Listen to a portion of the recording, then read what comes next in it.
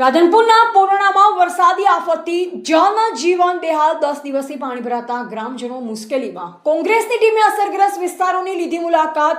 રાહત બચાવ કામગીરીને નુકસાનના સર્વેની ઉઠાવી માંગ।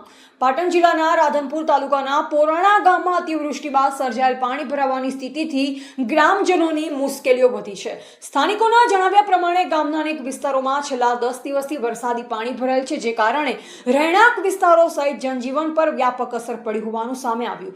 પોરણા ગામની સ્થિતિ જાણવા કોંગ્રેસ મહિલા સમિતિના જિલ્લા પ્રમુખ જયાબેન ઠાકોરની આગેવાનીમાં રાધનપુર તાલુકા પ્રમુખ ભેમાજી ઠાકોર, કોંગ્રેસ અગ્રણી દેવાજી ઠાકોર, સમાજના આગેવાન અમથુબા ઠાકોર, વિક્રમભાઈ ઠાકોર, અર્જણભાઈ રાવળ, માનાભાઈ ઠાકોર સહિતના આગેવાનો અને કાર્યકરોએ અસરગ્રસ્ત વિસ્તારોની મુલાકાત લીધી। મુલાકાત દરમિયાન ટીમે પાણી ભરાયેલ વિસ્તારોમાં જઈ ગ્રામજનો સાથે સીધી વાત કરી અને તેમના હાલચાલ ઉપરાંત અતિવૃષ્ટિના કારણે થયેલા નુકસાન અંગે વિગતો મેળવી। જયાબેન ઠાકોરના જણાવ્યા મુજબ પોરણા ગામમાં મોટા પ્રમાણમાં પાણી ભરાયા છે અને અનેકો પરિવારને મુશ્કેલ પરિસ્થિતિનો સામનો કરવો પડી રહ્યો છે। કેટલાક પરિવારોને સલામત સ્થળે ખસેડવાની ફરજ પડી હોવાનો પણ સ્થાનિકોએ દાવો કર્યો। ઘર વપરાશની ચીજ વસ્તુઓથી લઈ પશુચારા સુધી મુશ્કેલી। લાંબા સમયથી પાણી ભરાઈ રહેતા ગ્રામજનોને રોજિંદા જીવનની જરૂરી ચીજ વસ્તુ મેળવવામાં મુશ્કેલી પડી રહી હોવાનું જણાવાયું છે। ખાસ કરી બાળકો, મહિલાઓ અને વૃદ્ધોની મુશ્કેલી વધી છે, તો બીજી તરફ પશુપાલકો માટે પશુઓને ઘાસચારો ઉપલબ્ધ કરવામાં પણ મુશ્કેલી સર્જાઈ હોવાનું ગ્રામજનોએ જણાવ્યું। પાણી ઓસરતું નહીં હોવાથી આરોગ્યની ચિંતા। ગામના વિસ્તારમાં લાંબા સમયથી પાણી ભરાયેલ રહેતા ગંદકી અને મચ્છરોનો ઉપદ્રવની સમસ્યા ઊભી થઈ છે, જે કારણે રોગચાળો ફેલાવાની આશંકા વ્યક્ત કરવામાં આવી રહી છે। અસરગ્રસ્ત વિસ્તારોમાં સફાઈ દવાનો છંટકાવ અને આરોગ્ય વિભાગની ટીમો મોકલવાની માંગ કરવામાં આવી છે। તંત્રની કામગીરી સામે સવાલ। ગ્રામજનોનો આક્ષેપ છે કે પાણી ભરાવાની ગંભીર સ્થિતિ વચ્ચે સરકારી તંત્ર દ્વારા પૂરતી રાહત કામગીરી કરવામાં આવી નથી। અસરગ્રસ્ત વિસ્તારોમાં અધિકારીઓ મુલાકાત અને જરૂરી સહાય પહોંચાડવાની માંગ પણ ગ્રામજનો દ્વારા કરવામાં આવી છે। તાત્કાલિક સર્વેને સહાયની માંગ। પોરણા ગામના અસરગ્રસ્ત પરિવારો માટે પીવાનું પાણી, ખાદ્ય સામગ્રી અને જરૂરી રાહત સામગ્રી ઉપલબ્ધ કરાવવા તેમજ ભરાયેલ પાણીના નિકાલની વ્યવસ્થા કરવા માંગ ઉઠી છે। સાથે જ અતિવૃષ્ટિના કારણે થયેલ નુકસાનો તાત્કાલિક સર્વે કરી નિયમ મુજબ સહાય અને વળતર ચૂકવવાની માંગ પણ કરવામાં આવી છે।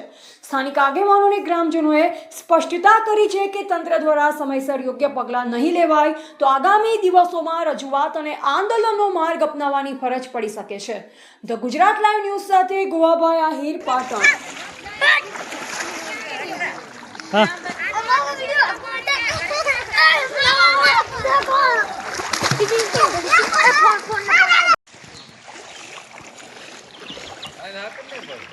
આ વિડિયો લઈ લીધો તમારો।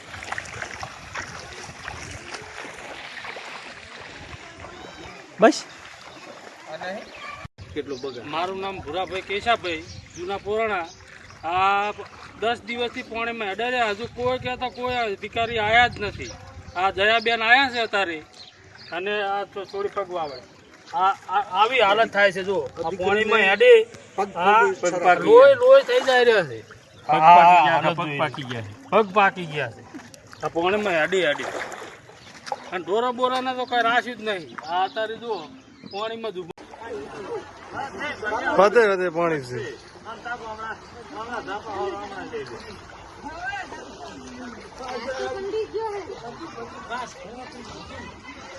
પેલા નીચે વાત છે, કોઈ છોકરો નહીં। આ માણસ તારા કોઈ ખબર લેવા નહીં આપવાનું।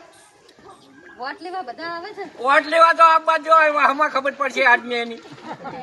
હજી ચા ખોડું ખોડું છે એવા નાપે જો ના પાછા વાળા આદમી ના કહેજો।